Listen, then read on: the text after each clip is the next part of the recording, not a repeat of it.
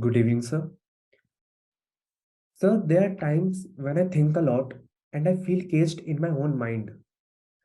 My mind constantly keeps chattering and I can't stop it.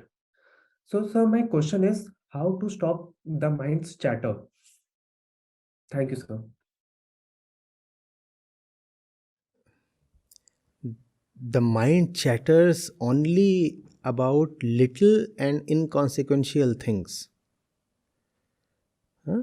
First of all, the matter would be a petty one. Secondly, irrespective of how long the chatter is, the matter can never be brought to an end. So it is inconsequential. The mind loves to engage itself with itself.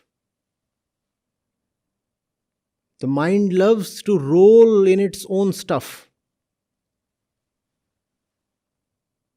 Hmm? It wants to be a prisoner unto itself. So the mind is doing this, that just see that one, it's a blur, and you have more important stuff to do. The mind has to be busy with something. You did not give it something important to be busy with. So it started playing with itself. That's what has happened.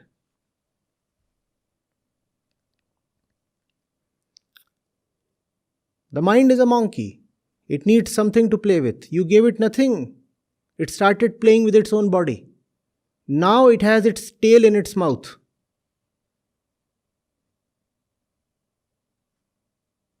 Is happy that it has a toy to play with and is crying because the game is painful. That's how the mind behaves, no? Give the monkey something decent to play with.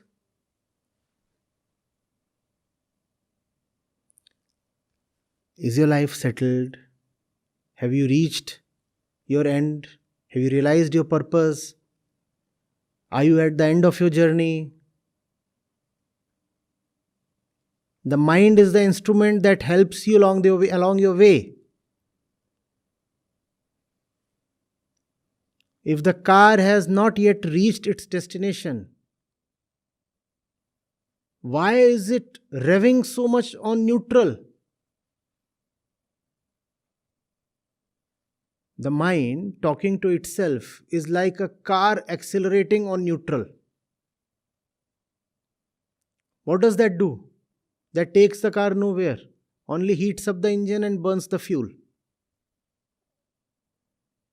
And that's how most of us burn down our precious life energy, right? The car standing on neutral and the RPM is 6,000. Lot of noise and lot of heat and no distance covered. It just appears something is happening. Nothing really happens.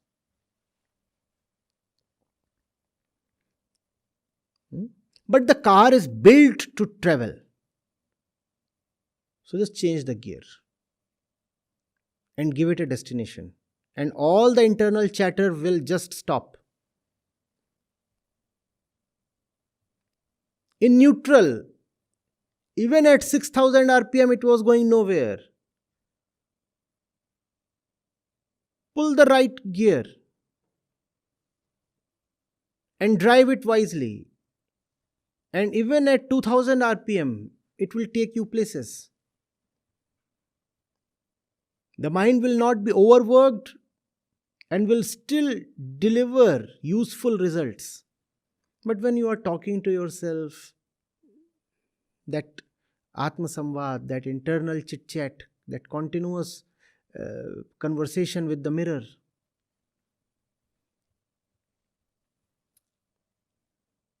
that's just dissipation of life energy. That's the worst way to exist, to live in your mind.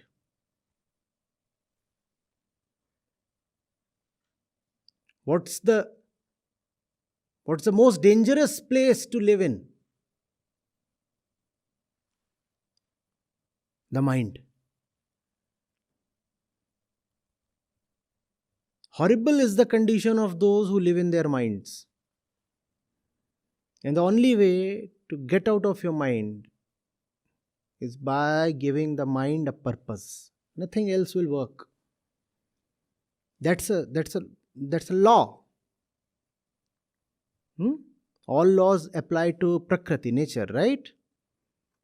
So just as you have Newton's laws and other laws, similarly, this is a law of the mind, Prakriti, law of nature. If you don't want the mind to go bonkers playing with itself,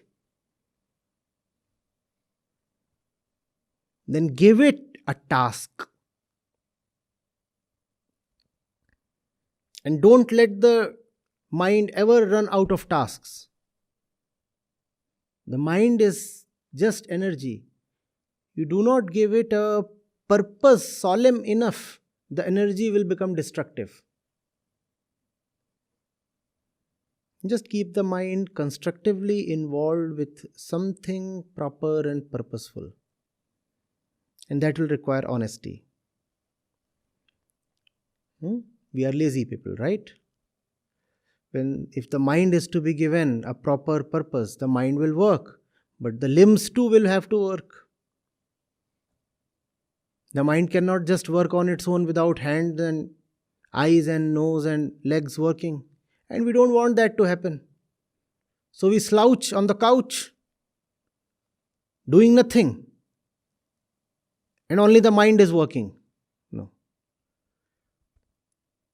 Give the mind a proper purpose. Let the entire body, your entire system, everything in your existence be focused, be channelized towards the right purpose in life.